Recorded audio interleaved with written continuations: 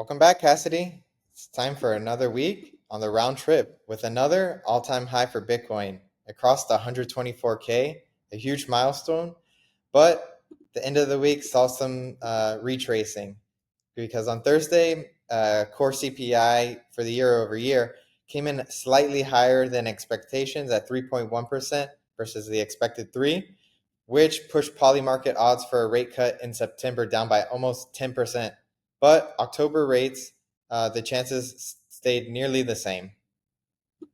Also on Thursday, Treasury Secretary Scott Bessent, he said on Fox News Business that the U.S. government isn't going to buy any more Bitcoin, but that doesn't mean the plans are off the table to acquire more. He actually clarified later. The U.S. is looking at ways to grow its strategic Bitcoin reserve without using extra taxpayer money. The plan starts with keeping Bitcoin the government has seized, for example, from the criminal cases, instead of selling them. He calls it budget neutral acquisition. Many in the crypto community actually believe the government will eventually buy Bitcoin directly, but this directive will have to come from the Congress. Yeah, I think that's actually had a big impact on the price of crypto and Bitcoin and the general market. But Ethereum also had a good week. It had its two largest day of ETF inflows, with Monday crossing over a billion, and on Wednesday it had over 700 million, which brought a 3-day total for a $2.2 billion buying spree. Also this week, Tom Lee's BitMine immersion, they announced plans to raise 20 billion to buy ETH. And last week on Bankless, he said that he wants to acquire 5% of all Ethereum circulating supply. Um, right now, they're at 800,000 ETH, and to get it to 5%, they'd need 6 million ETH. Ethereum came within $100 of its all-time high that was set all the way back in November of 2021. But because of the delay and rate cuts, it seems like this might push the timeline for a new all-time high back, but who knows how long that'll take. Notably, Standard Chartered did put their year-end price target for Ethereum at 7,500. So it's gonna double from now, and it's already almost doubled from early July. So Mhm. crazy fast. Yeah.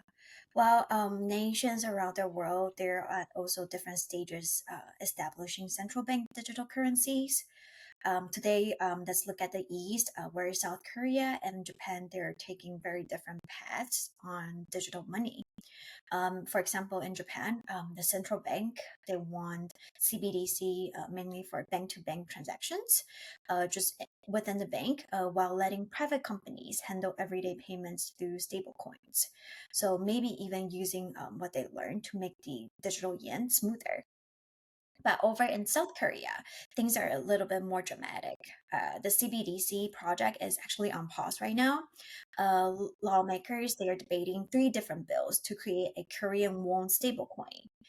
Big tech and banks, they're already lining up to get involved. While Japan embraces coexistence between CBDC and private stablecoins, South Korea, they're very cautious because they're worried about money flowing outside of the country. Yes, and notably, South Korea's Do Kwon, the founder of Terra Luna, he pleaded guilty to fraud charges in New York this week, and he faces a maximum of 25 years in prison. Although government lawyers, they're advocating for no more than 12. He also agreed to forfeit 19 million, which doesn't seem like a lot, but this is on top of the 4.5 billion paid by Terraform Labs in their civil fraud case brought by the U.S. SEC. This was, I guess, the last kind of huge crypto personality slash fraudster from the 2021 cycle to be, charged and pleading guilty. So we had Alex Mashinsky, Do Kwon, Suzu, and maybe a few others lesser known, but yeah, wonder who's going to be this cycle. And yeah, hopefully the news turns around over the weekend and we could see a new all-time high for Ethereum and maybe one for Bitcoin, because the last time they both hit an all-time high together was in November. Um, and at the beginning of the week, we predicted that it would be close, and it did get really close because we needed 12% for Ethereum, and it almost got there. So yeah, crazy week. Yeah, I'm looking for the 7,500 mark. All right, Yeah. sounds good. Yeah. Well, we'll catch you next week on the round trip.